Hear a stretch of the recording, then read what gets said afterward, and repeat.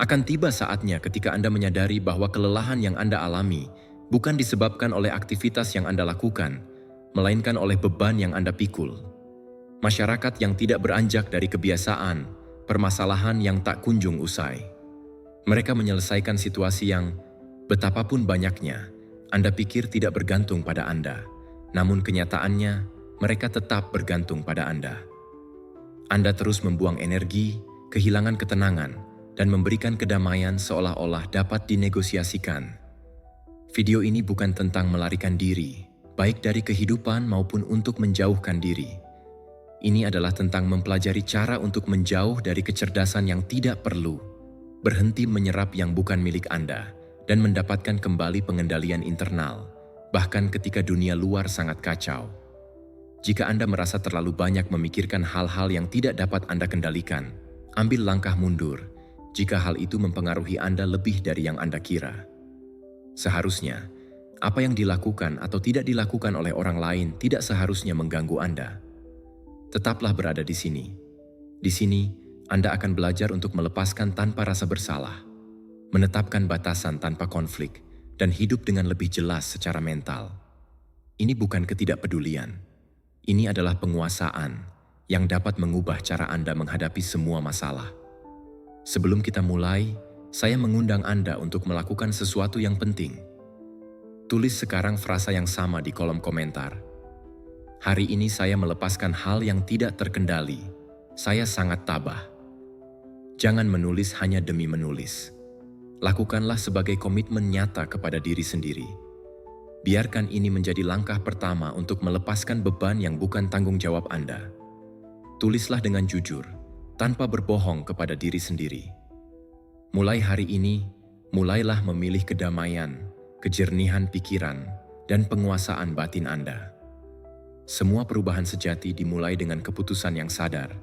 Pelajaran pertama, keterikatan pada apa yang bukan milik Anda adalah akar dari sebagian besar penderitaan. Terkadang, tubuh memberi peringatan sebelum pikiran. Tekanan ringan di dada, hampir tidak terasa, muncul tanpa alasan yang jelas. Hal ini menjadi jelas saat Anda melakukan aktivitas sehari-hari. Ini bukan kecemasan yang mencolok atau kesedihan yang terdefinisi. Ini lebih merupakan bentuk perlawanan internal, seolah-olah ada sesuatu di dalam diri Anda yang menolak untuk terus memikul beban yang sama. Anda menjalani hari-hari Anda dengan baik, tetapi perasaan itu tidak hilang.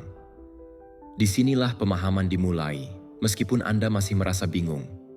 Seiring berjalannya waktu, Anda menyadari bahwa kelelahan ini bukan berasal dari apa yang terjadi di luar, tetapi dari apa yang terjadi di dalam hati Anda. Individu, cerita, janji yang tidak terpenuhi, versi lama dari diri Anda yang sudah tidak lagi relevan. Bukan apa yang telah hilang yang menyakitkan, tetapi upaya yang terus-menerus untuk berpura-pura bahwa semuanya masih ada. Rasa sakit yang paling mendalam tidak berasal dari kehilangan, tetapi dari kehilangan keterikatan, dari kehilangan usaha. Kendalikan apa yang bukan lagi milik Anda. Anda menganggapnya sebagai kesetiaan, sebagai cinta, bahwa ini adalah tentang ketekunan, tetapi di dalam hati, Anda tahu bahwa itu adalah rasa takut. Ketakutan akan kekosongan, ketidakpastian, tidak mengetahui siapa diri Anda yang sebenarnya jika Anda melepaskannya. Dan begitulah, tanpa disadari, Anda mengubah keterikatan menjadi pertengkaran. Diam melawan kenyataan. Realitas terus berkembang, berubah, dan bertransformasi. Anda tetap di belakang, mengepalkan tinju, berharap agar semuanya kembali seperti semula. Ada individu yang tetap berlama-lama, menghabiskan waktu di tempat-tempat yang tidak menawarkan kedamaian. Ada pemikiran bahwa hal-hal tersebut diulang hanya karena sudah dikenal, bukan karena alasan lain. Karena itu memang benar. Ada harapan yang bertahan hanya karena kebiasaan. Keausan dan kerusakan bukan berasal dari kehidupan, melainkan dari penolakan terus-menerus untuk menerima bahwa segala sesuatu terjadi dalam siklus. Tidak ada yang rusak. Ketika sesuatu berakhir, ia akan rusak ketika kekuatan untuk melanjutkan tidak ada. Pada suatu titik, kelelahan berubah menjadi kejernihan pikiran. Anda memahami bahwa tidak semua yang Anda cintai ditakdirkan untuk tetap bertahan, karena tidak semua yang Anda investasikan akan dikembalikan kepada Anda, dan bersikeras tidak dapat diterima. Ini selalu tentang keberanian, terkadang ini tentang penyangkalan. Melepaskan bukanlah meninggalkan, melainkan berhenti berdebat dengan hal yang tak terhindarkan. Ini adalah mengalihkan energi dari tempat yang sudah tidak ada lagi. Hal ini memberikan makna. Kebijaksanaan kuno telah ada, dan mereka mengatakannya dengan kata-kata sederhana. Para pemikir seperti Marcus Aurelius atau Epictetus mengingatkan bahwa penderitaan muncul ketika kita mengacaukan apa yang bergantung pada kita dengan apa yang tidak. Terimalah kenyataan itu. Batasan tidak membuat Anda lemah, melainkan membuat Anda lebih kuat. Kejernihan pikiran bukanlah kepasrahan, melainkan keteraturan internal. Saat Anda mulai mengamati diri sendiri dengan jujur, Anda akan menyadari betapa banyak energi yang terbuang. Ini tentang mengejar apa yang menjauh. Pesan yang tak terjawab, isyarat yang sudah tidak datang, upaya yang tidak membuahkan hasil. Setiap upaya yang gagal semakin memperkuat luka. Namun Anda tetap melakukannya bukan karena berpikir bahwa ini akan berhasil, tetapi karena mengapa tidak. Anda tahu apa yang harus dilakukan jika Anda berhenti. Itu adalah perangkap. Memilih perdamaian membutuhkan keputusan yang tenang. Tidak ada yang bertepuk tangan saat Anda melepaskan. Tidak ada pengakuan eksternal untuk melepaskan. Ini adalah tindakan yang intim, hampir tak terlihat. Semuanya dimulai saat Anda menerima bahwa Anda tidak perlu menutup semuanya dengan penjelasan yang tidak Anda butuhkan untuk meyakinkan siapapun tentang nilai diri Anda, bahwa tidak semua hal layak mendapatkan satu kesempatan terakhir. Beberapa hal memang membutuhkan sebuah akhir. Saat Anda berhenti mengejar sesuatu, itu berubah. Tidak seketika, tetapi dengan cara tertentu, secara konstan. Pikiran menjadi lebih jernih, tubuh terasa lebih ringan, waktu terasa lebih terorganisir. Anda tidak akan bereaksi dengan cara yang sama lagi. Anda tidak akan menafsirkan setiap ketidakhadiran sebagai sebuah penolakan. Dan Anda juga tidak akan melihat setiap perubahan sebagai ancaman. Anda mulai memfokuskan perhatian pada apa yang bisa Anda kendalikan, yaitu karakter Anda, keputusan Anda, cara Anda merespons. Melepaskan tidak menghilangkan hal-hal penting.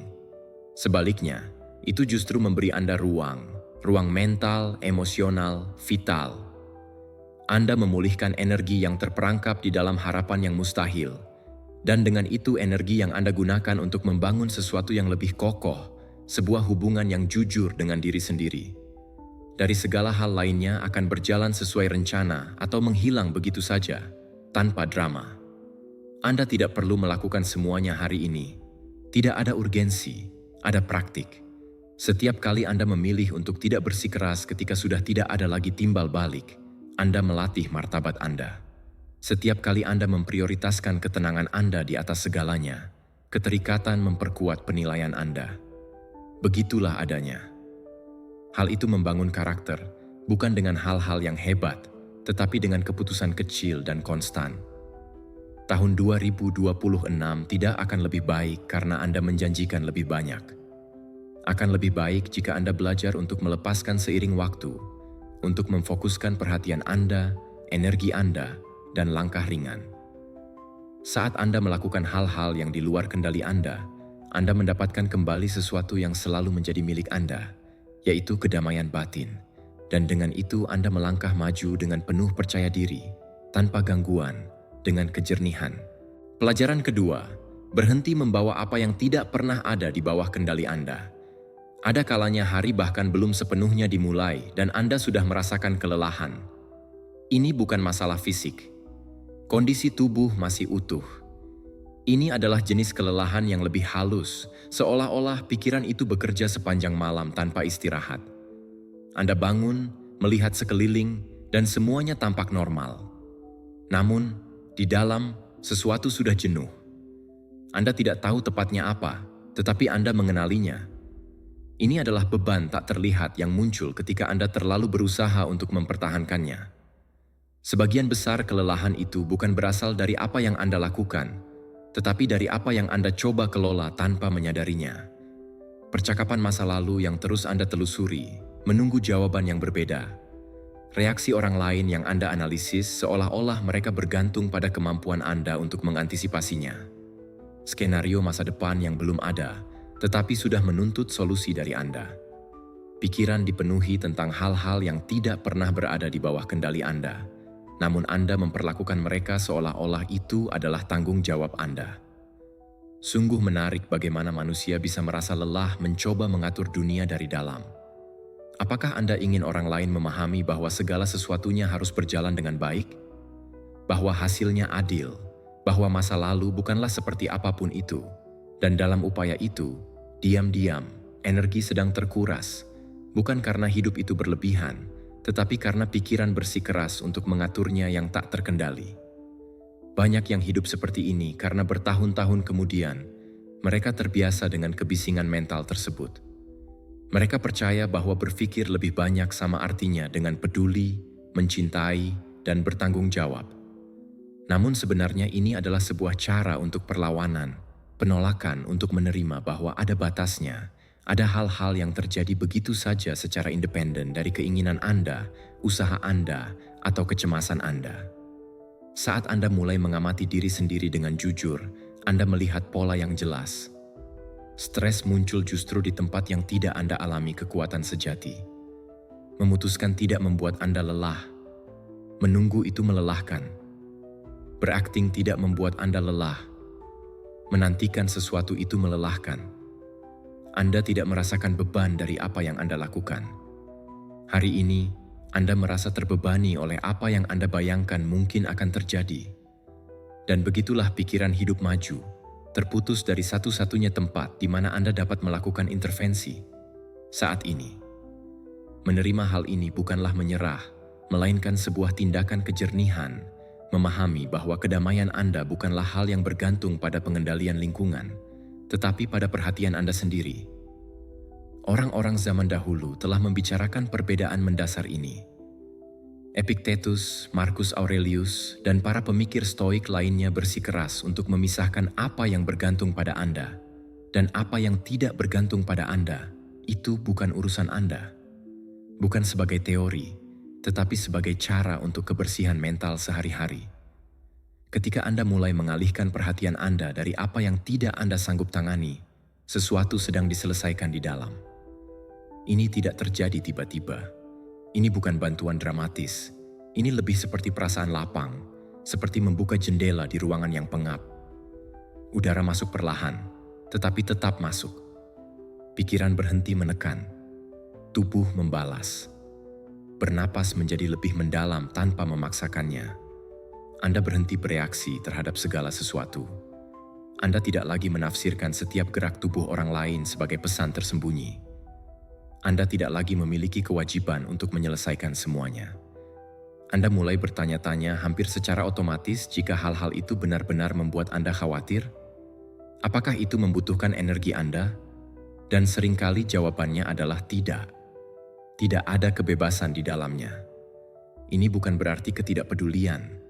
Itu berarti fokus. Berarti memilih kemana Anda akan menempatkan kekuatan Anda, dalam keputusan Anda, dalam perilaku Anda, dalam cara Anda merespons. Di sana, jika Anda memiliki kendali, maka itu sepadan. Segala hal lainnya bisa biarkan ia mengikuti alurnya tanpa Anda harus mengejarnya secara mental. Dengan latihan, keringanan muncul, bukan karena dunia ini lebih baik, tetapi karena Anda berhenti berkelahi dengannya. Kecemasan berkurang, kejelasan meningkat. Anda mulai hidup dengan ketenangan yang tidak bergantung pada segalanya. Bukan hanya sekadar tahu bahwa Anda akan melakukannya, tetapi benar-benar yakin bahwa Anda akan melakukannya. Lakukan hal yang benar dengan apa yang ada di tangan Anda. Tahun 2026 tidak perlu dijanjikan. Hal itu perlu dipraktikkan hari demi hari, keputusan demi keputusan. Setiap kali Anda melepaskan apa yang bukan milik Anda mendapatkan kembali energi. Setiap kali Anda memilih perhatian sadar, Anda memperkuat karakter Anda. Disitulah letak kebenaran, kekuatan, ketenangan, keteguhan milik Anda. Pelajaran ketiga, jangan menyerap kekacauan yang bukan milik Anda. Suara samar sesuatu jatuh ke tanah mengganggu pikiran Anda. Tidak ada yang penting, hanya sebuah benda minimum. Meskipun begitu, Anda menyadari bagaimana sistem pikiran Anda sangat kelebihan beban, sehingga detail apapun tidak dapat ditemukan. Hal itu membuat Anda kewalahan. Bukan kebisingan yang membebani kita, emosi yang bukan milik Anda, ketegangan yang bukan bawaan lahir Anda, masalah yang Anda adopsi tanpa menyadarinya. Banyak orang hidup seperti ini, tidak menyadari dunia di sekitar mereka. Terpasang di dada, mereka mendengar sebuah keluhan dan mengubahnya menjadi kekhawatiran. Mereka merasakan suasana hati seseorang yang buruk di dekatnya, dan mereka membawanya seolah-olah itu adalah tanggung jawab mereka untuk menyeimbangkannya. Mereka meninggalkan percakapan dengan perasaan lebih lelah daripada apa yang mereka bawa. Bukan karena mereka kekurangan belas kasihan, tetapi karena mereka bingung empati dengan pengorbanan batin. Ada satu perbedaan yang halus namun menentukan antara menemani dan menyerap. Mendengarkan tidak memerlukan membawa. Memahami tidak berarti menjadi pos. Namun, sejak awal, Anda belajar tentang pentingnya selalu ada untuk orang lain. Artinya adalah untuk bertahan, untuk bertekad, untuk terus berjuang, bahkan ketika di dalam Anda sedang mengalami endapan. Beginilah cara kebiasaan terbentuk, pengabaian diri secara diam-diam yang menyamar sebagai kebaikan. Amati dengan kejujuran bagaimana tubuh Anda bereaksi setelah interaksi tertentu. Kelelahan tiba-tiba, pikiran gelisah, suasana hati yang tiba-tiba menjadi gelap tanpa alasan yang tampak. Ini bukan kebetulan. Memiliki gangguan emosional dari orang lain melanggar batasan Anda dan menetap di sana seolah-olah itu milik Anda sendiri. Dan hal yang paling berbahaya adalah Anda melakukannya tanpa menyadarinya, karena yakin bahwa itu adalah kewajiban Anda. Namun kenyataannya tidak demikian. Anda tidak bertanggung jawab untuk menyelamatkan siapapun dari diri mereka sendiri. Anda bukanlah wadah dari frustrasi orang lain. Itu bukan tanggung jawab Anda untuk memperbaiki apa yang orang lain tidak inginkan atau tidak mau perbaiki. Saat Anda mencoba melakukan hal itu, tidak membantu, itu hanya akan membuat Anda tersesat.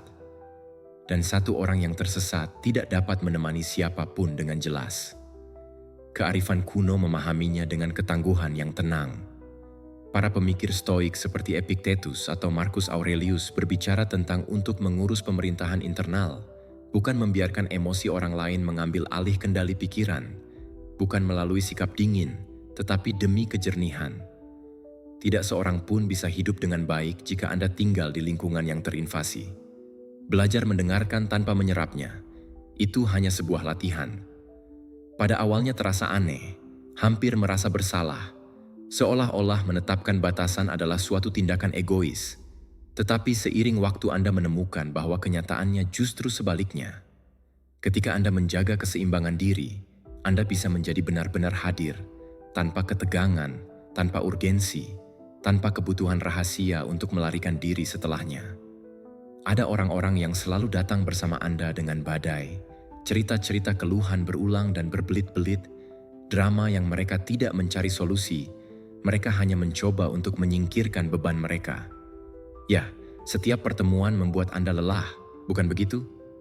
Hanya karena Anda sensitif bukan berarti Anda belum pernah mengalaminya. Lindungi ruang internal Anda. Melindunginya tidak memerlukan konfrontasi yang besar. Terkadang yang dibutuhkan hanyalah mundur sejenak, atau dengan mendengarkan tanpa menjadi kecanduan, atau setidaknya begitulah. Batasan emosional bukanlah tembok. Ini adalah perbatasan yang disadari. Ini memungkinkan pertukaran, tetapi mencegah invasi. Ini mengingatkan Anda bahwa Anda bisa menemani tanpa membawa. Yang bisa Anda lakukan adalah memahami tanpa menyerap, bahwa Anda bisa membantu tanpa menghilang dalam prosesnya. Kejelasan itu mengubah hubungan. Hal itu membuat mereka lebih jujur, lebih sehat, dan lebih ringan. Saat Anda mulai mempraktikkan ini, sesuatu akan terjadi. Anda akan merasa lebih tenang dari dalam. Ketenangan tidak lagi bergantung pada perilaku orang lain. Tidak lagi Anda membutuhkan semua orang lain untuk baik-baik saja agar Anda bisa baik-baik saja. Anda mendapatkan kembali energi, Anda kembali fokus, Anda kembali menghargai diri sendiri, dan dari situlah bahkan bantuan Anda pun akan datang. Hal ini menjadi lebih efektif karena berasal dari pilihan, dan bukan karena kelelahan dan kerusakan. Tahun 2026 tidak akan berbeda hanya karena Anda berjanji untuk menjadi lebih baik. Kuat untuk orang lain. Akan berbeda jika Anda belajar untuk bersikap tegas pada diri sendiri, untuk menjaga diri sendiri. Bagaimana Anda mengelola energi dan waktu Anda, bukan bagaimana Anda menghabiskannya. Membawa sesuatu yang bukan milik Anda. Membantu bukanlah berarti tersesat dalam kekacauan orang lain. Artinya hadir tanpa henti untuk menjadi utuh. Pelajaran keempat. Berhenti membayar ruang mental bagi mereka yang sudah tidak ada lagi di sini. Ada momen aneh ketika Anda terkejut karena memikirkan seseorang yang sudah tidak ada lagi. Itu terjadi tepat di tengah-tengah suatu aksi sederhana. Mungkin Anda sedang mencuci cangkir, melihat keluar jendela, atau berjalan tanpa jalur tetap, dan tiba-tiba kehadiran itu muncul dalam benak Anda, seolah-olah tidak pernah pergi. Seharusnya mereka sudah pergi. Anda tidak meminta oleh-oleh itu, bukan? Mereka hanya masuk begitu saja dan selesai. Pada saat itu, sesuatu di dalam diri Anda menjadi tegang. Ini bukan murni nostalgia, ini juga bukan cinta yang utuh. Ini adalah perpaduan yang canggung antara pertanyaan yang tak terjawab, adegan kata-kata yang belum selesai, dan harapan yang tidak kunjung tiba. Orang-orang yang pergi secara fisik, tetapi mereka masih menduduki ruang mental. Mereka terus berpendapat dari dalam keheningan, terus memberikan pengaruh dari ketidakhadiran, dan tanpa disadari, Anda menyerahkan sesuatu yang berharga, yaitu kedamaian Anda. Pikiran adalah sebuah tempat yang intim, lebih intim dari tempat manapun. Ini adalah tempat di mana Anda mengambil keputusan, di mana Anda beristirahat, di mana Anda menjalani kehidupan yang teratur. Mengizinkan seseorang yang sudah tidak peduli lagi padamu untuk hidup di sana tanpa batasan adalah bentuk pengabaian yang diam-diam bersifat pribadi, bukan karena orang itu buruk, tetapi karena sudah tidak sejajar lagi dengan hadiah Anda.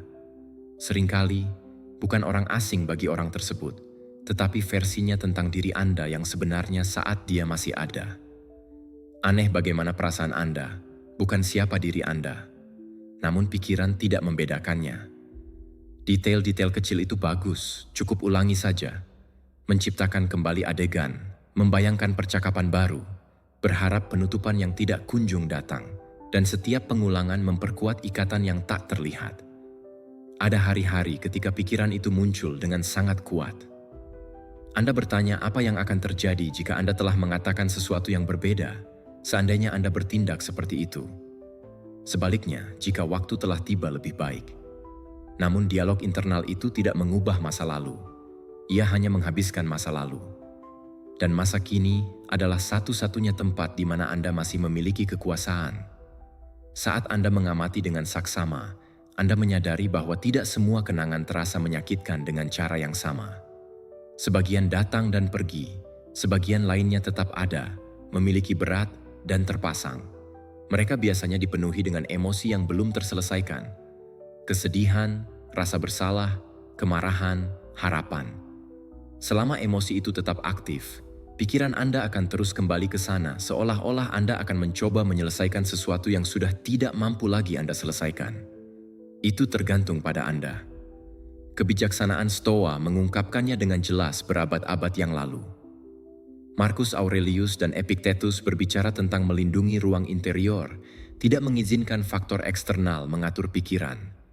Ini bukan tentang menghapus kenangan, tetapi tentang menentukan seberapa besar kekuasaan yang Anda berikan kepada mereka. Ingat, ini tidak sama dengan mendiami. Menarik energi bukanlah menyangkal apa yang telah dialami, melainkan untuk menyadari bahwa siklusnya telah selesai, bahwa bersikeras secara mental bukanlah kesetiaan, melainkan keterikatan. Dan keterikatan, ketika tidak diperiksa, tempat itu berubah menjadi penjara yang elegan. Ia tetap mengikatnya pada apa adanya, sementara kehidupan menuntut kehadiran Anda. Setiap kali Anda ingat, kembalilah. Anda punya pilihan, bukan sebuah pertarungan, tetapi sebuah pilihan. Anda dapat melanjutkan. Anda bisa menarik benang tersebut atau melonggarkannya secara perlahan, kembali ke tubuh, ke pernapasan, ke apa yang Anda lakukan pada jam segini, bukan dengan kekerasan, bukan dengan penolakan, tetapi dengan ketegasan tenang. Awalnya memang sulit. Pikiran bersikeras. Ia percaya bahwa berpikir adalah suatu bentuk untuk menjaga, agar sesuatu yang penting tetap hidup. Tetapi melalui latihan, Anda belajar untuk menjaga kedamaian batin Anda. Ini juga merupakan tindakan penghormatan. Saya menghormati diri saya apa adanya hari ini, bukan karena diri saya di masa lalu. Anda pergi saat itu. Sedikit demi sedikit, ruang itu dibersihkan, bukan karena Anda lupa, tetapi karena Anda yang memberi perintah. Beberapa orang tetap menjadi kenangan yang samar, tanpa beban. Yang lain hanya berhenti muncul, dan Anda mendapatkan kembali sesuatu yang penting. Kendali atas perhatian Anda. Tahun 2026 transformasi tidak terjadi dengan menghapus masa lalu, tetapi dengan berhenti tinggal di dalamnya. Peningkatan ketika Anda secara sadar memilih siapa yang bisa terus terngiang di pikiran Anda, dan siapa yang tidak lagi memiliki izin. Kedamaian Anda dimulai di sana, di yang diam, tegas, dan berkelanjutan. Pelajaran kelima, biarkan hidup mengalir, jangan memaksanya. Ada satu ketegangan yang hampir tak terasa yang muncul ketika Anda mendapati diri Anda meremas rahang tanpa alasan yang jelas.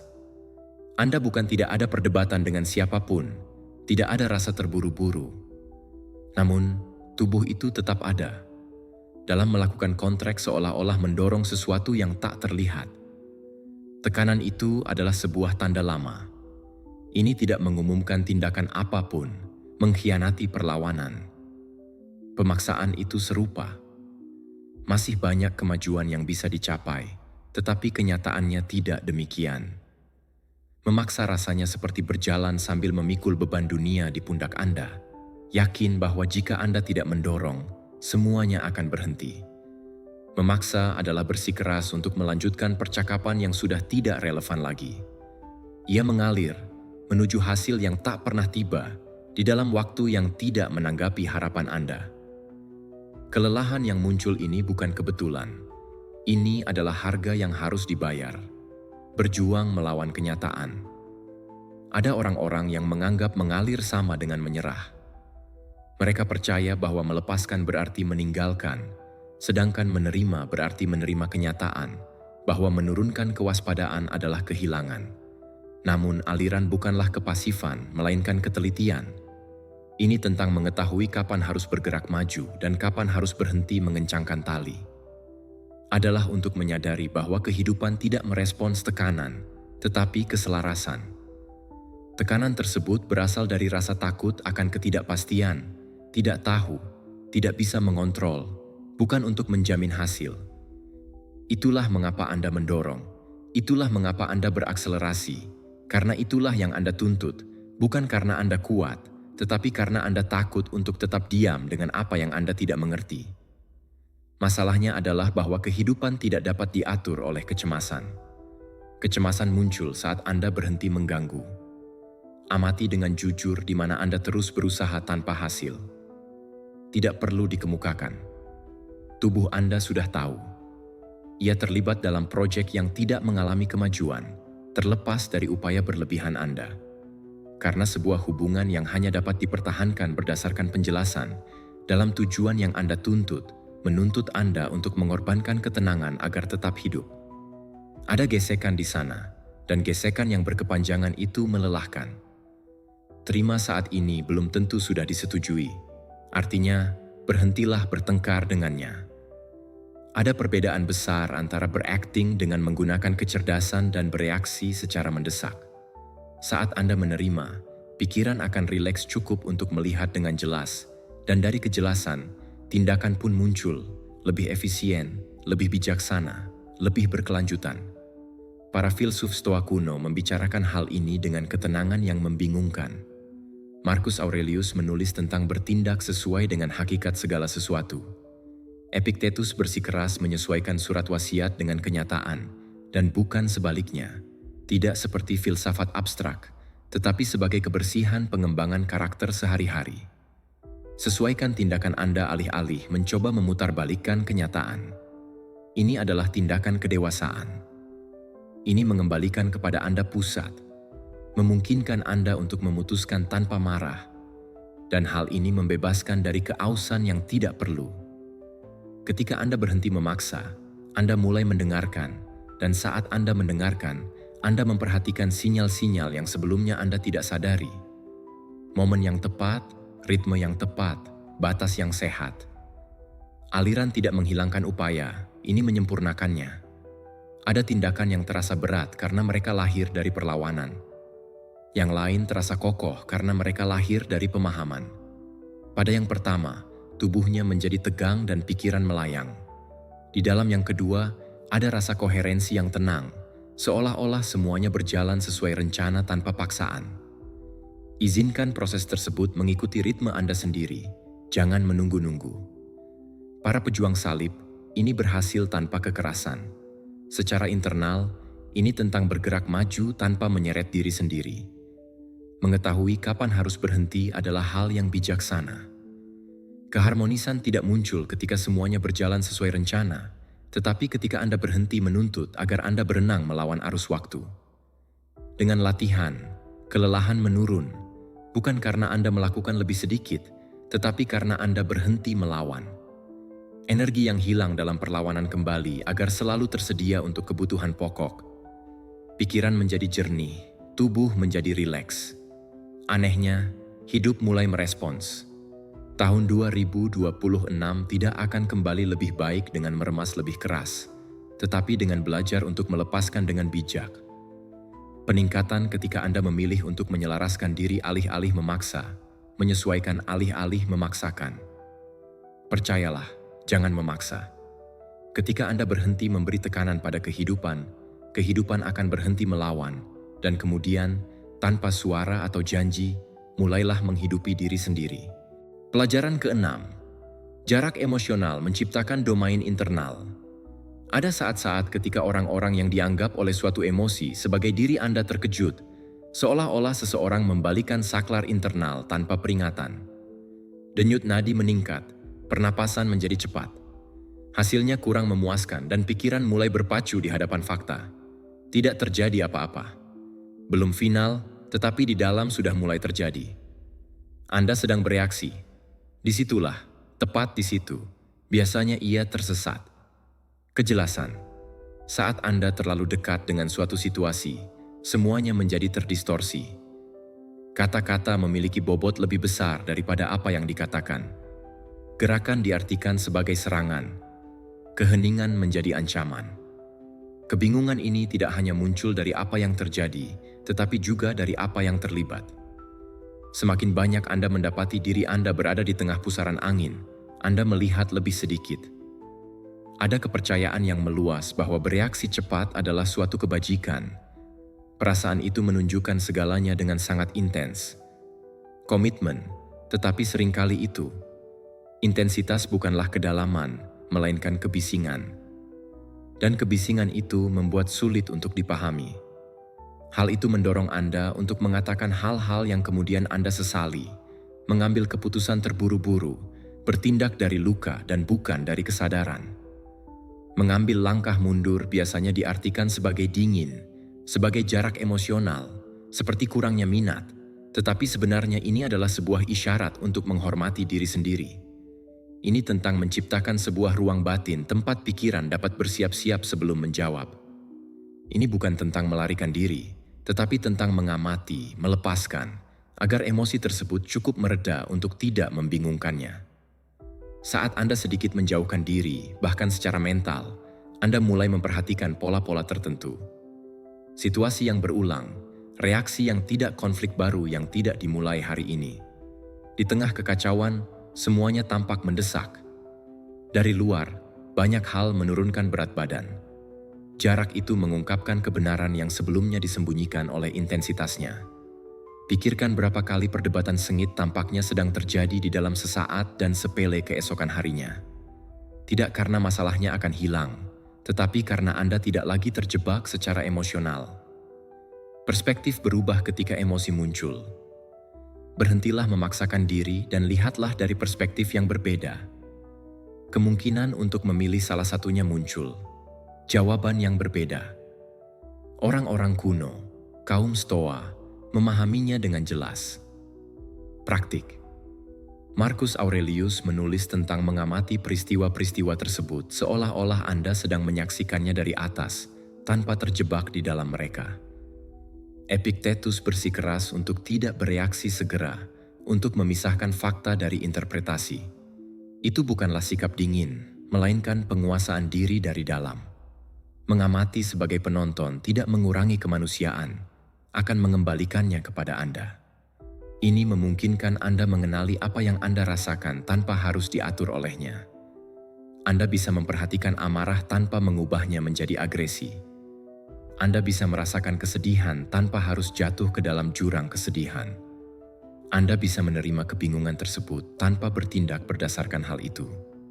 Dalam kehidupan sehari-hari, hal ini terwujud dalam cara-cara sederhana. Sebuah pesan yang tak kunjung sampai dan membangkitkan kecemasan. Sebuah komentar yang menyinggung tentang luka lama, situasi yang memicu ketakutan lama. Jika Anda bereaksi dari tempat itu, Anda mengulangi sejarah. Jika Anda mundur selangkah, sekalipun hanya sesaat, Anda menciptakan sebuah kemungkinan baru. Analisis tanpa menghakimi. Kecepatan dan ketepatan adalah seni yang tak terdengar. Ini bukan berarti membenarkan segala sesuatu, tetapi memahami sebelum memutuskan. Tanyakan pada diri sendiri bagian mana yang nyata dan bagian mana yang merupakan reaksi, apa yang tergantung pada Anda dan apa yang tidak. Jeda singkat itu biasanya sudah cukup untuk jawaban itu berubah bentuk. Dari dengan tenang, keputusan menjadi lebih mudah, lebih lebar. Mereka tidak lahir dari dorongan sesaat, tetapi dari visi tersebut. Mereka tidak bertujuan untuk menang, mereka bertujuan untuk koherensi. Dan respons yang koheren biasanya teksturnya lebih padat daripada reaksi eksplosif lainnya. Tidak perlu untuk menang karena selaras. Dengan praktik menjaga jarak emosional ini, itu menjadi hal yang alami. Hal itu tidak lagi menyeret Anda kemana-mana. Dukungan, bukan karena Anda kurang peduli, tetapi karena Anda lebih mengatur diri sendiri. Anda pulih kendali atas energi Anda. Anda yang memilih kapan harus berbicara, kapan harus diam, kapan harus bertindak. Dan pilihan sadar itu adalah kebebasan. Tahun 2026 tidak akan menjadi lebih baik hanya karena Anda berjanji. Bukan untuk berubah, tetapi karena Anda belajar untuk berhenti sejenak, untuk sedikit lebih tenang di tengah kebisingan, untuk merespons alih-alih bereaksi. Ketinggian emosional tidak membuat Anda dingin, hasilnya bersih. Dan dari kejelasan itu, kehidupan dihadapkan dengan keteguhan yang tenang dan damai, karakter yang berkelanjutan. Pelajaran ketujuh, lindungi energi emosional Anda dan pulihkan diri Anda. Kekuatan batinmu. Ada momen yang samar di mana Anda memperhatikan bahwa sesuatu yang eksternal telah mengambil kendali atas kondisi internal Anda. Hal itu tidak terjadi dengan ledakan besar. Lebih tepatnya, ada sedikit perubahan suasana hati, kekakuan pada bahu, sebuah harapan yang muncul tanpa izin. Seseorang tidak menanggapi seperti yang diperkirakan, dan ada sesuatu yang tidak berjalan sesuai rencana. Dan tanpa Anda sadari, kedamaian Anda dibiarkan tergantung pada seutas benang yang tidak Anda kendalikan. Ketika kesejahteraan Anda bergantung pada apa yang orang lain lakukan, katakan, atau putuskan, keseimbangan Anda menjadi rapuh, bukan karena Anda lemah, tetapi karena Anda telah menempatkan pusat di luar diri Anda. Anda akan terbiasa mengevaluasi hari itu berdasarkan hasil dan sikap, persetujuan atau penolakan eksternal. Jadi, ketenangan berhenti menjadi keadaan internal dan menjadi hadiah yang tidak pasti. Ini tidak terjadi secara tiba-tiba, ini adalah proses belajar dari awal. Anda tidak masalah jika semuanya berfungsi dengan baik, dengan hubungan yang mengalir, dengan usaha yang diakui. Masalah muncul ketika logika itu juga mengatur dunia emosi Anda. Jadi, setiap hal yang tak terduga dirasakan sebagai ancaman, setiap keheningan bagaikan penghakiman, dan setiap situasi yang dihadapi dianggap sebagai sebuah kerugian. menempel kembali secara emosional terhadap hasil pengalaman itu kaku. Anda menunggu hidup berjalan sesuai skenario agar bisa merasa tenang. Namun, hidup tidak bernegosiasi dengan harapan. Ia bergerak, ia berubah, dan ketika tidak sesuai dengan yang Anda bayangkan, ketegangan pun muncul, bukan karena apa yang terjadi, tetapi karena Anda terlalu mementingkan hal itu. Sikap tidak terikat bukanlah ketidakpedulian, melainkan otonomi internal. Ini tentang belajar merasakan tanpa larut dalam perasaan Anda, menjaga diri Anda dengan baik. Tanpa membuat diri Anda kelelahan, berpartisipasilah tanpa bergantung. Anda tidak menghindari kehidupan, Anda menghadapinya dengan keseimbangan. Anda masih terlibat, tetapi tidak sepenuhnya diculik, hadir, tetapi tidak terikat. Perhatikan situasi apa saja yang mengganggu ketenangan Anda dengan mudah, bukan untuk menghakimi, tetapi untuk memahami.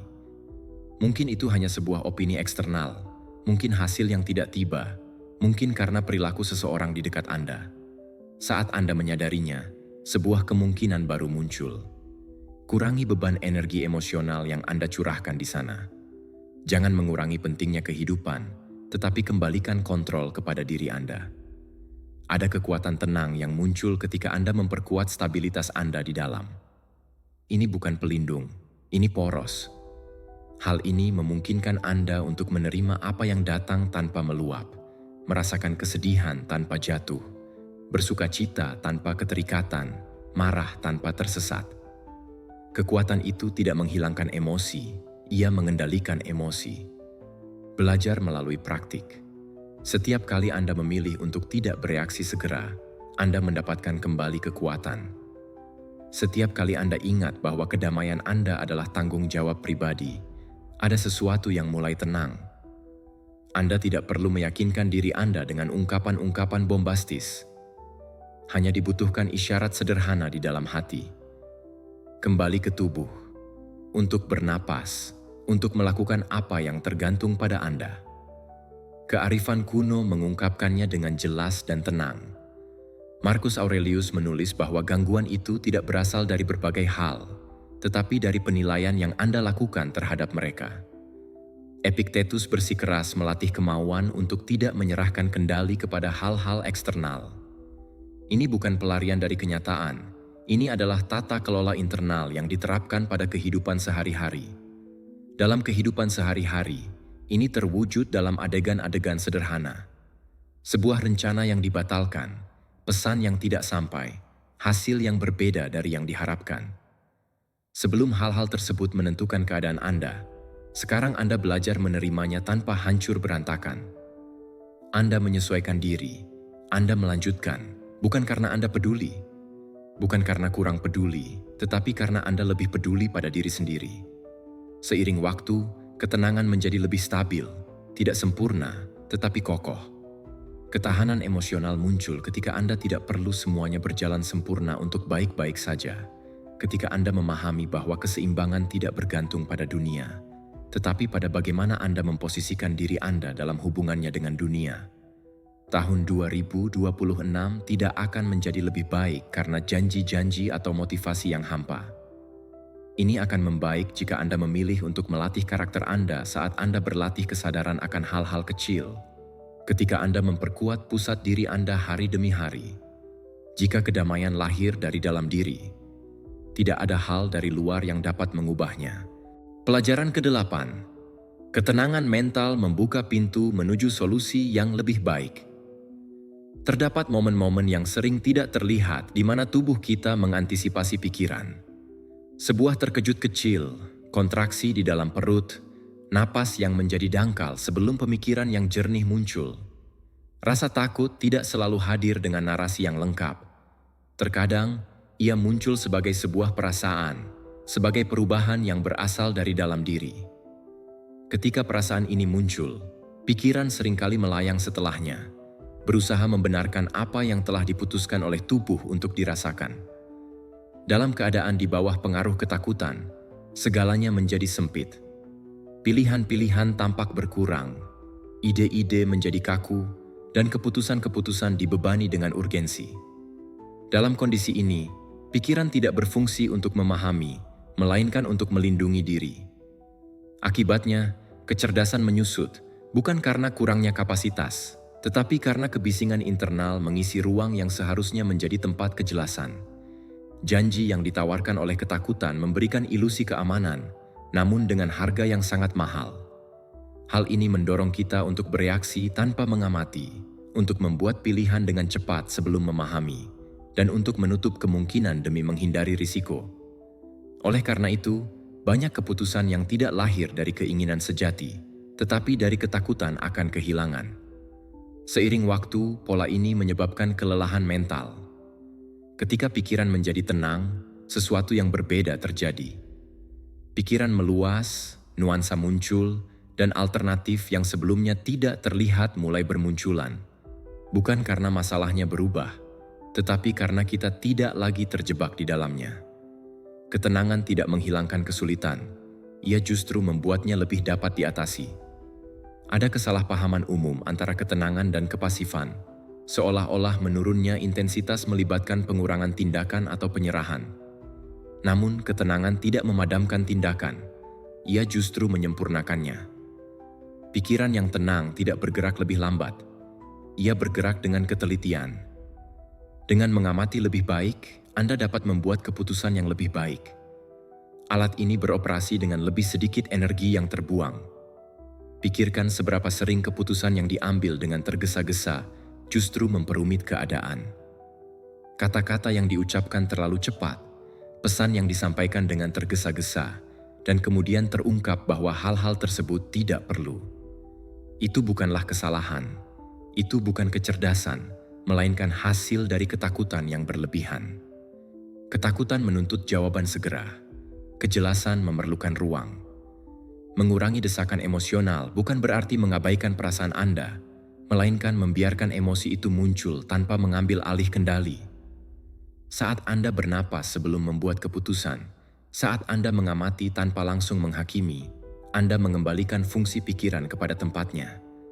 Intinya, pemahaman dan pengetahuan selalu mendahului pilihan yang baik. Dari pengamatan yang tenang, Anda mulai memperhatikan hal-hal sederhana namun signifikan. Bagian mana dari situasi ini yang nyata, dan bagian mana yang merupakan antisipasi? Apa yang tergantung pada diri Anda, dan apa yang tidak? Apa itu fakta, dan apa itu interpretasi? Perbedaan tersebut, meskipun tidak diucapkan, dapat mengubah arah tindakan Anda. Para penganut Stoik kuno mempraktikkan hal ini sebagai disiplin harian. Marcus Aurelius menekankan pentingnya menjaga pikiran tetap jernih di tengah kesulitan. Epictetus mengingatkan bahwa penghakiman bukan peristiwa yang mengganggu ketenangan. Mereka bukan sekadar ide abstrak, tetapi alat untuk berpikir lebih baik di bawah tekanan. Detasemen memainkan peran kunci di sini, bukan sebagai jarak yang dingin, tetapi sebagai kebebasan internal. Ketika Anda tidak terikat secara emosional pada hasil tertentu, pikiran menjadi fleksibel. Ia mampu menjelajahi, berkreasi, dan menemukan solusi yang tidak akan pernah diizinkan oleh ketakutan untuk terlihat. Ini bukan tentang melakukan lebih sedikit, tetapi tentang berpikir lebih baik. Dalam kehidupan sehari-hari, hal ini tercermin dalam keputusan-keputusan kecil. Sebuah percakapan sulit yang Anda tunda hingga merasa tenang. Sebuah masalah yang Anda biarkan sejenak sebelum menyelesaikannya. Memilih untuk tetap tenang sebagai pengganti reaksi otomatis. Dalam tindakan bijaksana tersebut, kejelasan terlatih. Dengan latihan, Anda akan lebih mempercayai kejernihan batin Anda. Anda tidak lagi perlu memotivasi diri untuk mengambil keputusan. Anda tahu cara menunggu tanpa terjebak. Anda tahu bagaimana bersikap tanpa terburu-buru. Pikiran belajar bahwa tidak semua hal merupakan ancaman, bahwa tidak segala sesuatunya memerlukan pembelaan segera. Dan dalam hal ini, ketenangan dalam belajar menjadi sekutu. Tahun 2026 tidak akan berbeda. Bukan karena Anda melakukan lebih banyak, tetapi karena Anda berpikir lebih baik. Kondisi akan membaik jika Anda mengurangi kebisingan. Bebaskan diri dari rasa takut dan berikan ruang untuk kejelasan. Lakukan pekerjaan Anda. Pikiran yang tenang melihat jalan di mana ketakutan hanya melihat tembok. Memilih dari ketenangan itu adalah suatu cara. Disiplin yang tenang, namun ampuh. di dalam. Pelajaran ke-9. Anda tidak dapat menyelamatkan mereka yang tidak mau berjalan sendiri. Ada kelelahan tertentu yang tidak terasa di otot, tetapi di dalam semangat.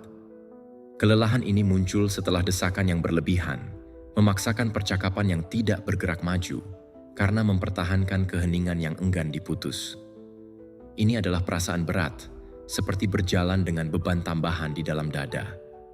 Anda mungkin merasa belum melakukan banyak hal, tetapi karena memikul tanggung jawab yang sebenarnya bukan milik Anda, itu sudah cukup.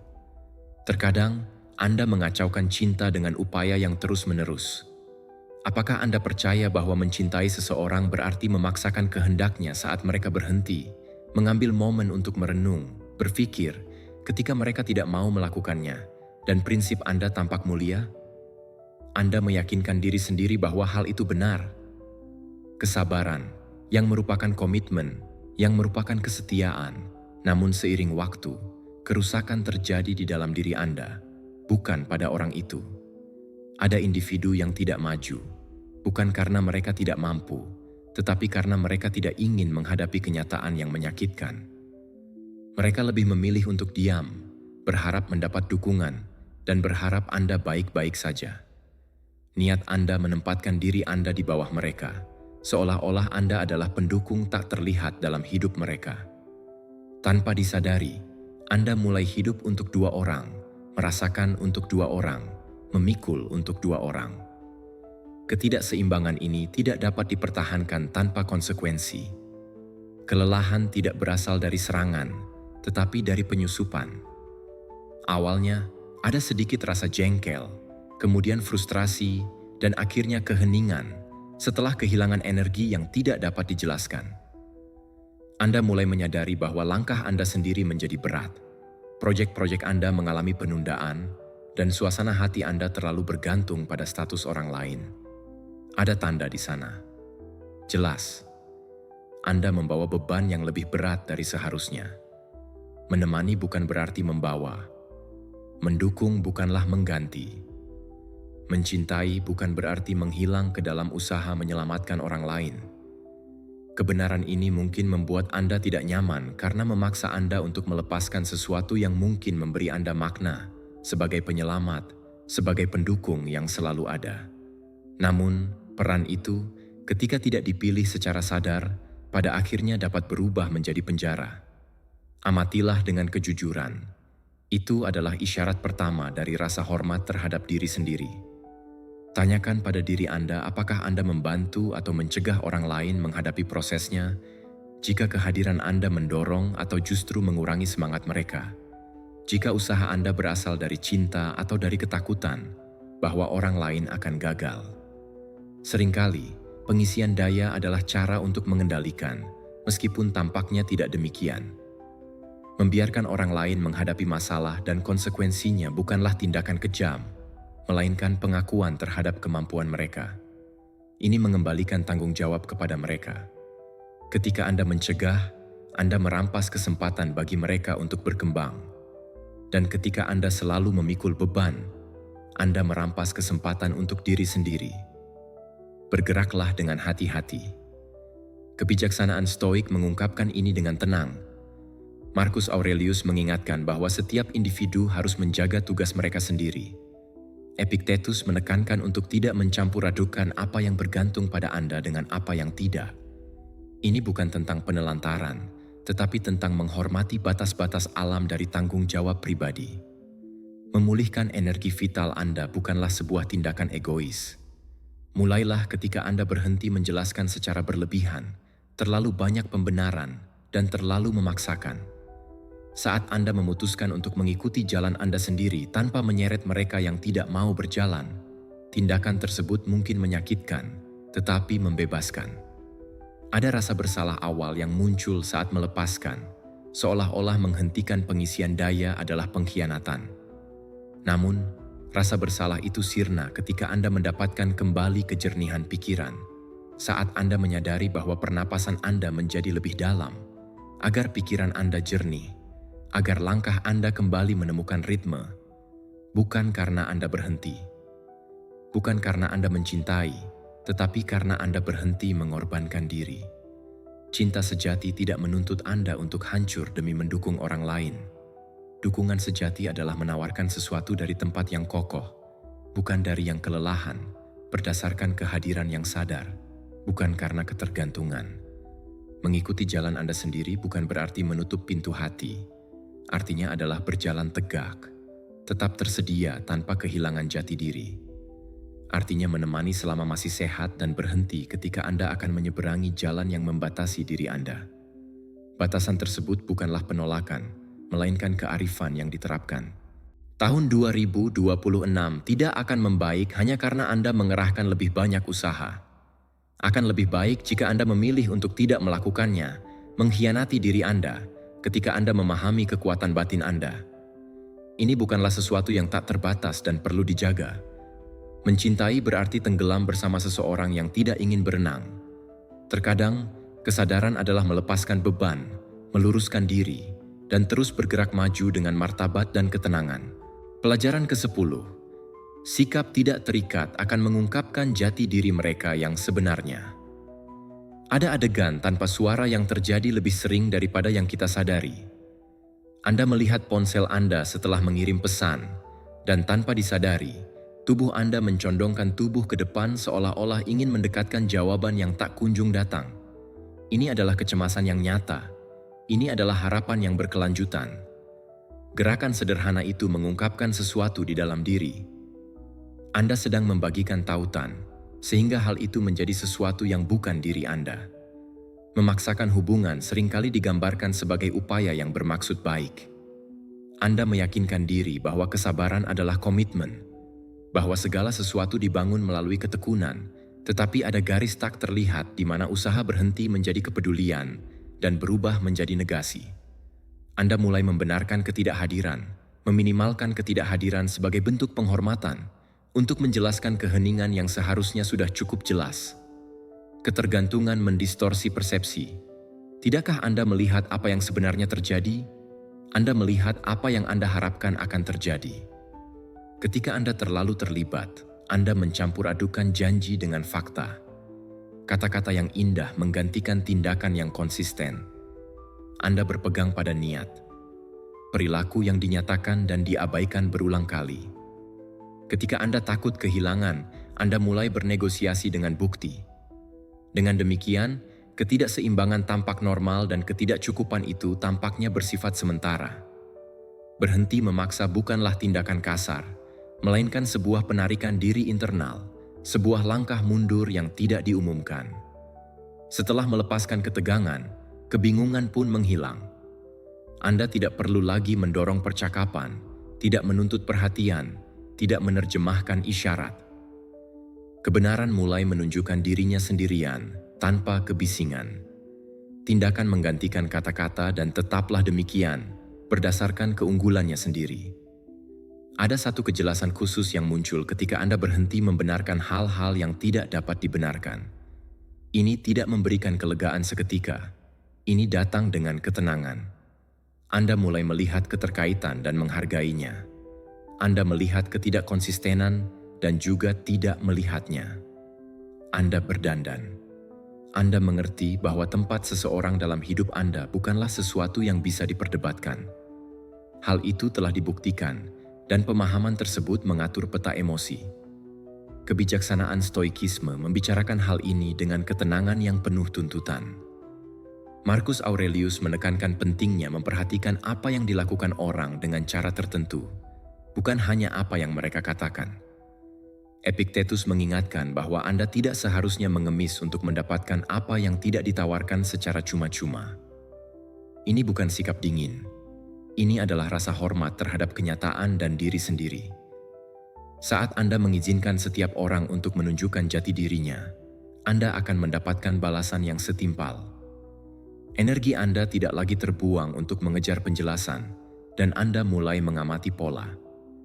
Ada ikatan yang bertahan selamanya tanpa usaha berlebihan, dan yang lainnya hanya ada jika Anda berusaha. Perbedaan itu, sekali terlihat, tidak bisa dilupakan. Keputusan-keputusan penting menuntut konsistensi internal.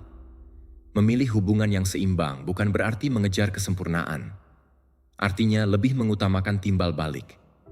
Artinya merasa tenang tanpa harus membuktikan keberanian, tanpa harus terus berjuang, tanpa harus memohon kehadiran. Dalam area ini, kasih sayang membuatnya lebih sederhana dan lebih nyata. Tidak ada pengujian terus-menerus, ada kesinambungan. Tidak ada janji-janji yang muluk-muluk, ada fakta-fakta setiap hari. Proses ini juga akan membuat Anda menghadapi tantangan bersama Anda. Anda akhirnya menyadari mengapa Anda memaksakannya. Terkadang itu adalah rasa takut kesepian, terkadang itu adalah kebiasaan, terkadang itu hanyalah ilusi. Usaha akan mendatangkan cinta. Lihatlah itu tanpa penilaian sebagai bagian dari pelatihan. Karena ketika Anda memahami dorongan hati Anda bisa mengelolanya dengan lebih baik. Anda berhenti mendorong ke arah luar dan memperkuat bagian tengah. Jangan memaksakannya. Anda tidak akan kehilangan koneksi yang berharga. Anda hanya kehilangan fiksi bahwa di dalamnya terdapat hal-hal yang sebenarnya tidak perlu ada. Sisa-sisa yang didorong. Apa yang bergantung pada kegigihan Anda sirna. Pemurnian tidak memiskinkan, melainkan memurnikan. Hal itu mengembalikan waktu, perhatian, dan ketenangan. Kehidupan relasional Anda menjadi teratur ketika Anda memilih kebenaran di atas keterikatan. Bukan kebenaran yang melukai, bukan yang menjelaskan, yang tidak membutuhkan pidato atau ultimatum, yang termanifestasi dalam perilaku keheningan yang berulang dan penuh makna. Tahun 2026 tidak akan menjadi lebih baik hanya karena Anda berjanji untuk mencintai lebih banyak. Itu akan menjadi lebih baik ketika Anda memutuskan untuk mencintai dengan kejelasan. Ketika Anda melepaskan kebutuhan untuk memaksa dan membiarkan kenyataan terjadi apa adanya. Kebenaran akan terungkap ketika Anda berhenti mendorong, dan dengan itu, sebuah ketenangan teguh yang tidak bergantung pada janji, tetapi pada konsistensi dan praktik yang konstan. Pelajaran ke-11, kuasai keinginan tanpa memadamkan ambisi. Ada satu kegelisahan ringan yang muncul ketika Anda mencapai sesuatu yang telah Anda perjuangkan selama ini. Anda berharap, namun bukannya merasa tenang, Anda malah merasakan kekosongan. Ini tidak berlangsung lama, tetapi cukup untuk menimbulkan pertanyaan yang mengapung. Mengapa? Jika saya sudah mencapainya, mengapa saya tidak merasa tenang? Perasaan itu tidak menuduh keinginan itu sendiri, tetapi menuduh cara di mana Anda menggunakannya. Keinginan adalah sifat manusia. Ini adalah mesin yang mendorong Anda untuk bangun, belajar, dan membangun. Masalahnya bukanlah menginginkan lebih, tetapi keinginan tanpa arah. Ketika keinginan hanya terfokus pada hasil, ia menjadi tidak sabar, menuntut, dan rakus. Segala sesuatu yang bukan tujuan justru tampak sebagai rintangan. Masa kini menjadi prosedur yang merepotkan, dan prestasi kehilangan daya tariknya. Ada individu yang selalu hidup selangkah lebih maju dari diri mereka sendiri. Mereka tidak terlalu menikmatinya karena terlalu sibuk mengejar hal berikutnya. Keinginan tanpa bimbingan tidak akan terpenuhi. Ia berkembang biak. Setiap penaklukan membuka sebuah kekurangan baru. Bukan karena memang tidak ada ambisi, tetapi karena kurangnya fokus. Keinginan membutuhkan saluran layaknya air. Tanpa saluran, air akan meluap dan menimbulkan kerusakan. Dengan saluran, air memajukan dan memelihara. Saat Anda mengarahkan keinginan dalam proses tersebut, sesuatu diatur ulang. Usaha harian berhenti menjadi pengorbanan dan menjadi praktik. Waktu bukan lagi musuh. Suasana tenang yang aktif muncul, sebuah kepuasan tersembunyi yang tidak bergantung pada tepuk tangan maupun hasil langsung. Anda bekerja lebih baik karena Anda hadir sepenuhnya, bukan karena Anda putus asa. Ini tidak berarti menyerah pada tujuan. Ini berarti mengubah lokasi dari tempat Anda ingin memulai. Alih-alih berpegang pada ujung, Anda berkomitmen pada jalannya. Anda mengamati ekspektasi Anda dan membuatnya lebih jujur. Anda menyadari saat kerinduan berubah menjadi obsesi, dan ketika dorongan itu menjadi sehat. Perbedaan itu memang tipis, tetapi sangat penting. Mempraktikkan rasa syukur bukanlah menyangkal ambisi. Ini tentang menyeimbangkannya. Terima kasih maju. Bahkan ketika itu masih kecil, ia menghilangkan kecemasan dari keinginan. Ini mengingatkan Anda bahwa Anda sudah bergerak. Inilah prosesnya. Ini juga menunjukkan bahwa tidak semua hal adalah tentang tujuan akhir. Rasa syukur tidak menghambat Anda, melainkan menstabilkan Anda. Melepaskan obsesi terhadap hasil bukan berarti Anda menjadi orang yang patuh pada aturan. Hal itu justru membuat Anda lebih efisien. Pikiran yang lebih tenang menghasilkan pemikiran yang lebih baik. Tubuh yang tidak terburu-buru akan berkinerja lebih baik. Keputusan yang bebannya lebih ringan akan disempurnakan. Anda mulai menikmati proses belajar, pelatihan, pengulangan. Di sana, keinginan berhenti memperbudak dan mulai mendorong. Kebijaksanaan Stoik menyatakan hal ini dengan kesadaran. Marcus Aurelius menulis tentang mewujudkan hati Anda menjadi tindakan yang benar, bukan pada hadiahnya. Ia tidak meminta untuk membayar keinginan itu. Ia meminta untuk mengaturnya. Keinginan yang terarah dengan baik tidak berteriak, melainkan bekerja. Dalam kehidupan sehari-hari, hal ini terlihat pada gerakan sederhana. Lakukan apa yang perlu dilakukan hari ini tanpa mengukur segala sesuatu berdasarkan hasil. Berlatihlah tanpa menuntut rekor harian. Buatlah tanpa menghitung jumlah suka terlebih dahulu. Belajarlah tanpa membandingkan diri Anda dengan orang lain di setiap langkah. Ketika fokus kembali pada proses, maka kecemasan mulai mereda. Ada sebuah kegembiraan, ketenangan yang muncul saat Anda menikmati apa yang Anda lakukan saat Anda melakukannya. Bukan euforia, itu adalah koherensi. Dengan demikian, keinginan kembali kawan, bukan tiran.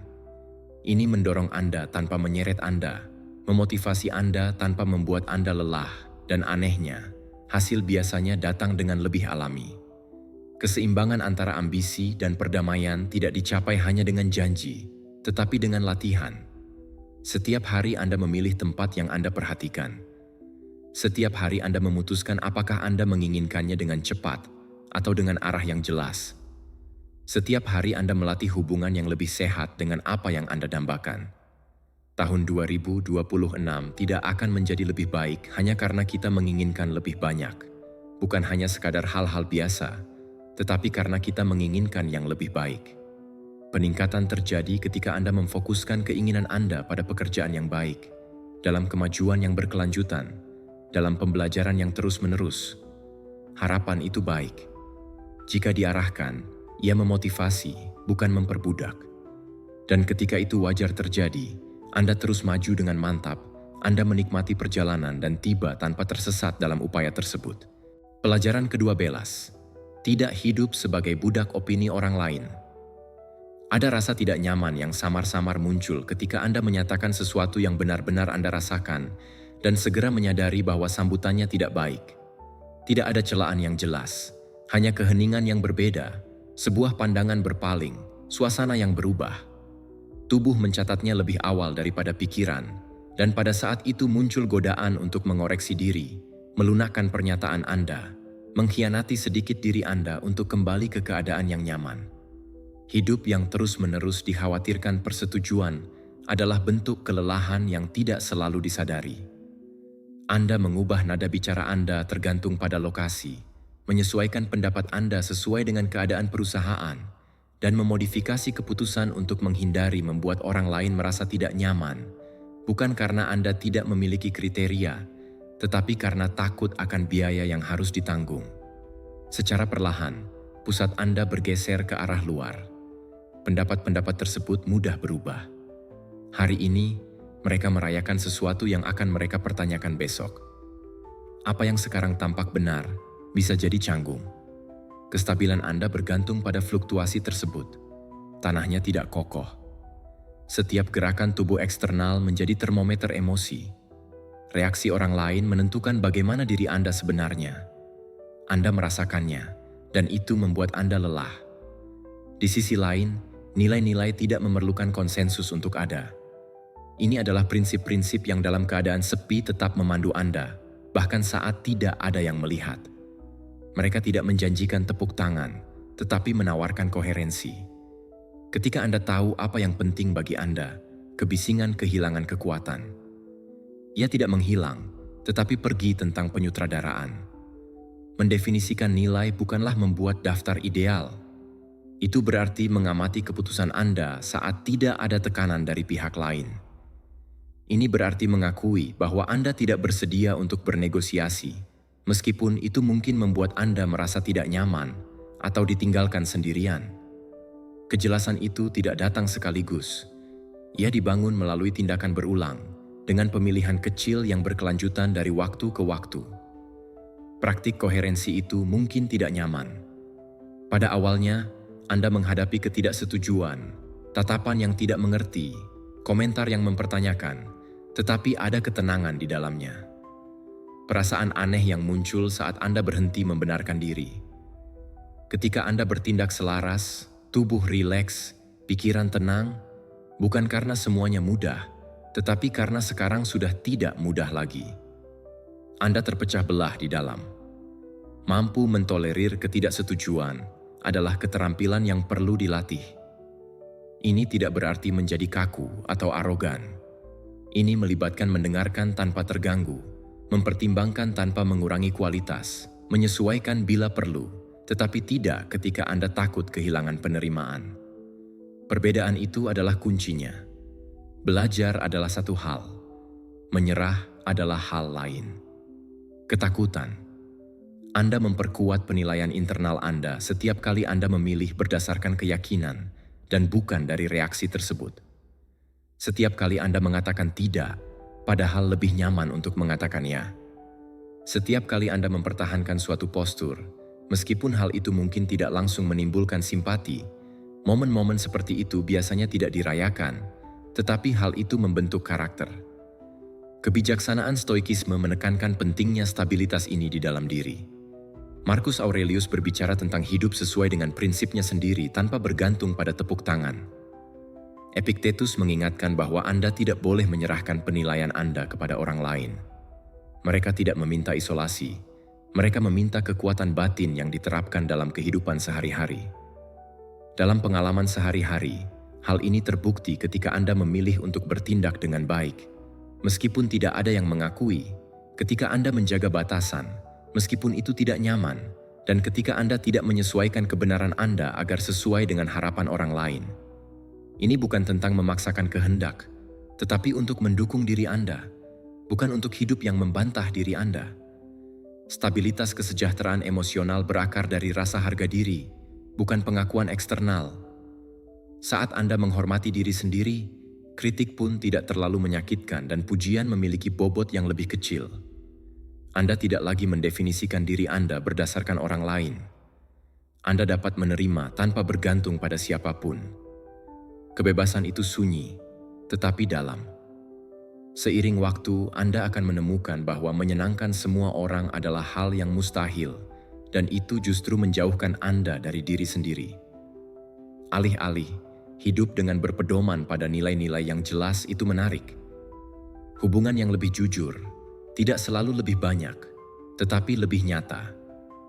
Orang-orang yang mengenal Anda tanpa topeng dan menerima Anda apa adanya, tidak menuntut pengkhianatan internal. Tahun 2026 tidak akan menjadi lebih baik hanya karena Anda lebih banyak disetujui. Anda akan semakin berkembang karena Anda lebih koheren, karena Anda memilih untuk membangun diri dari dalam dengan kesabaran dan latihan yang konstan. Ketika nilai-nilai Anda tetap teguh, opini berlalu begitu saja, seperti cuaca. Hidup Anda tidak dibangun dari tepuk tangan, tetapi dari kejelasan.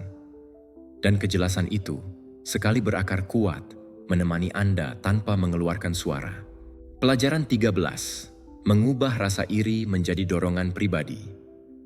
Seringkali, kita merasakan ketidaknyamanan yang singkat ketika menyaksikan orang lain mencapai sesuatu yang belum kita capai.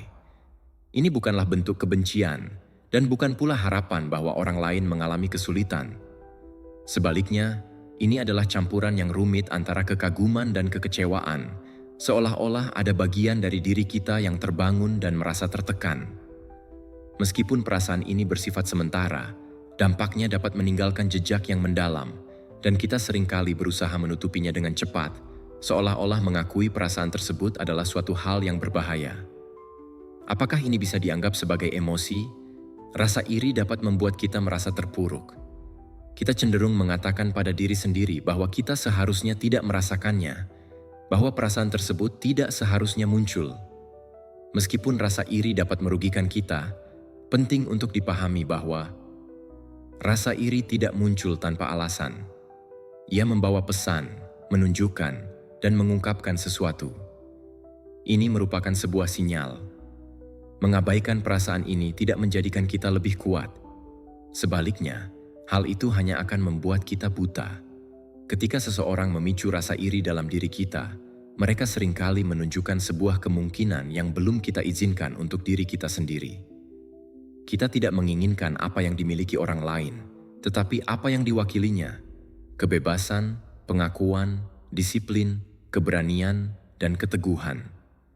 Emosi ini tidak diarahkan keluar, melainkan ke dalam.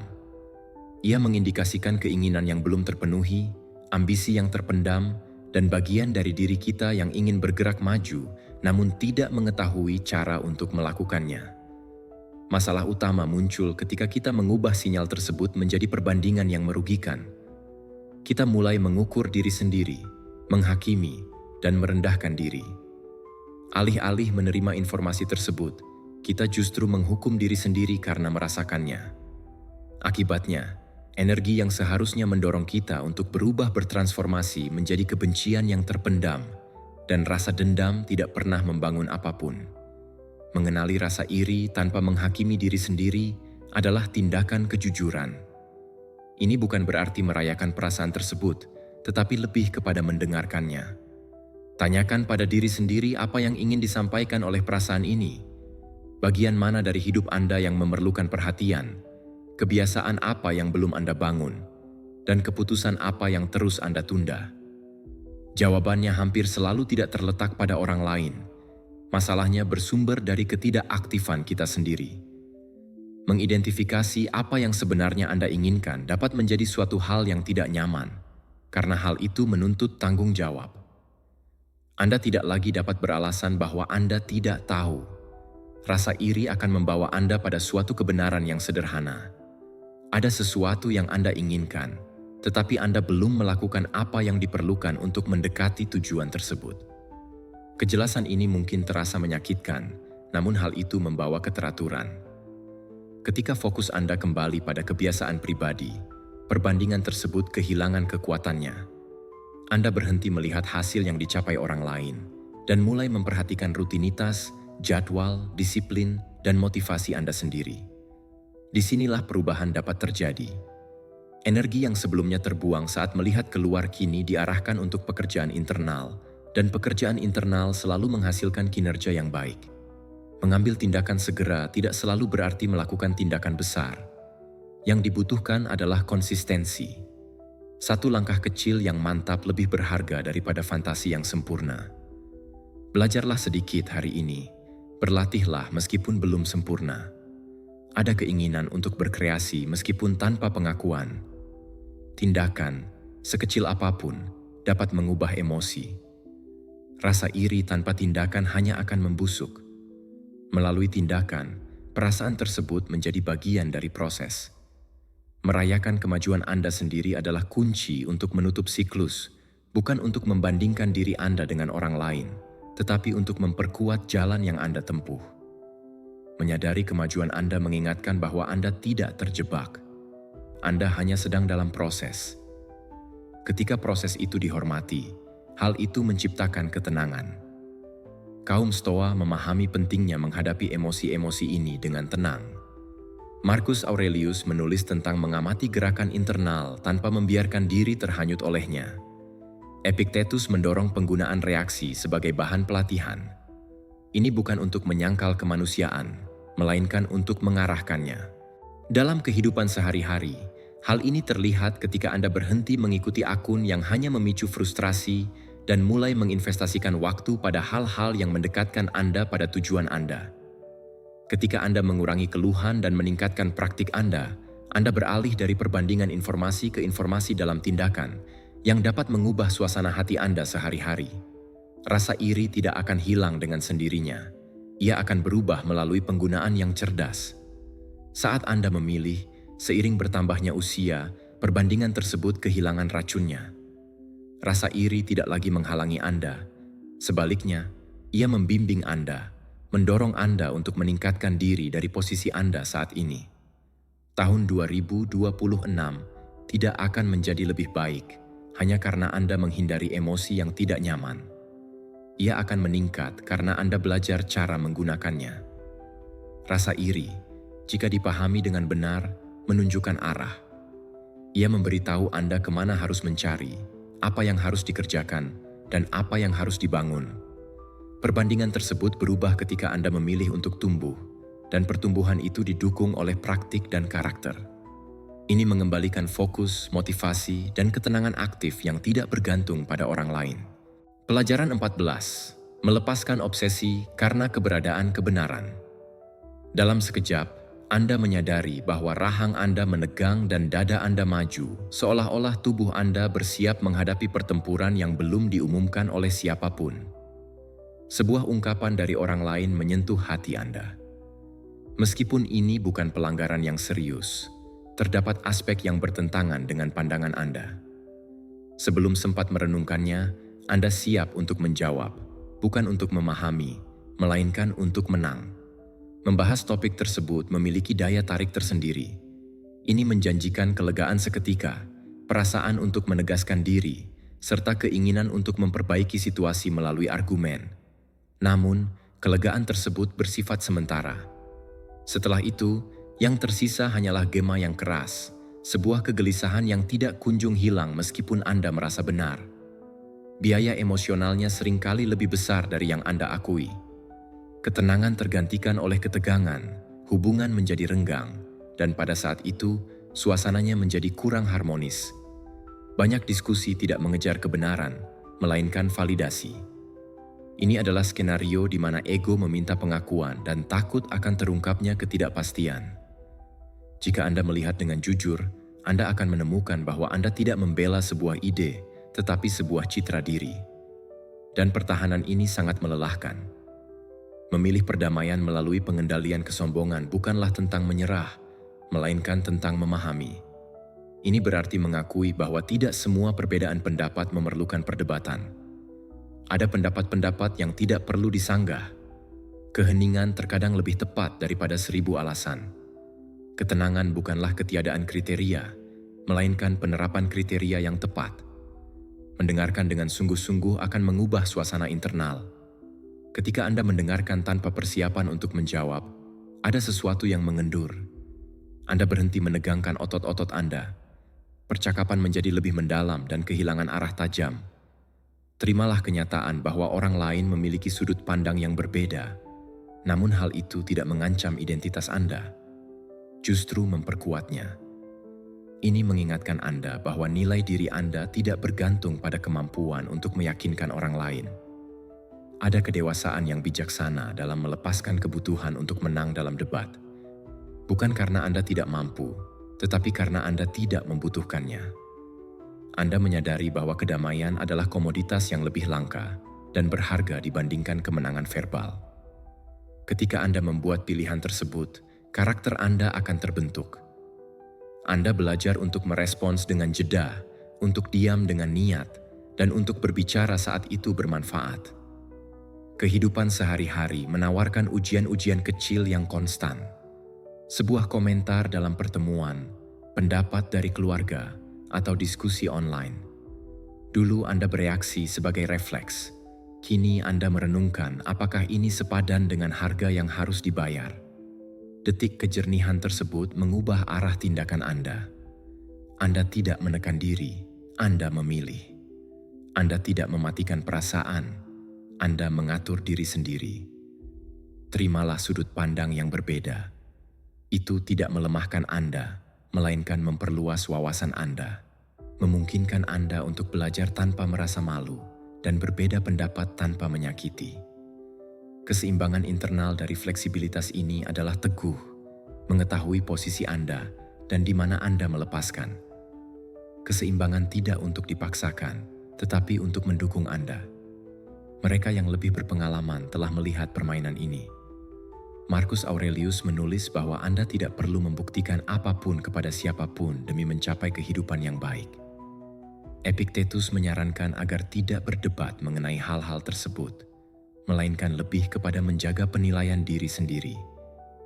Ini bukan sikap pasif. Ini adalah penerapan kesehatan mental dalam kehidupan sehari-hari. Ketika Anda melepaskan upaya untuk meyakinkan semua orang, Anda akan mendapatkan kembali energi Anda. Pikiran menjadi jernih, tubuh rileks, dan hubungan, meskipun tidak mengubah pendapat, akan mengubah nada komunikasi.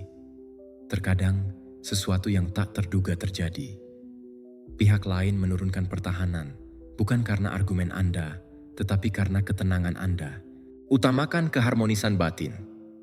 Ini bukan berarti menghindari percakapan. Menghadapi hal-hal yang sulit berarti menghadapinya tanpa konflik, berbicara dengan hormat, mendengarkan dengan perhatian, dan mundur ketika pertukaran tersebut tidak lagi konstruktif. Kedamaian tidak akan menghindar dari konflik. Ia dapat eksis tanpa menjadi konflik itu sendiri. Dengan latihan, ketenangan dapat menjadi kebiasaan. Bukan karena dunia ini kurang kontradiktif, tetapi karena Anda sebenarnya tidak begitu baik di dalam. Anda berhenti mengukur setiap pertukaran sebagai kompetisi. Anda mulai mengukurnya sebagai kesempatan untuk memperoleh kejelasan. Masa depan tidak akan membaik hanya karena Anda memenangkan lebih banyak argumen. Anda akan berkembang ketika Anda lebih bijak dalam memilih pertempuran Anda. Ketika Anda memahami bahwa Anda tidak membutuhkan alasan untuk hidup dengan penuh makna. Anda tidak perlu memenangkan debat untuk meraih kedamaian.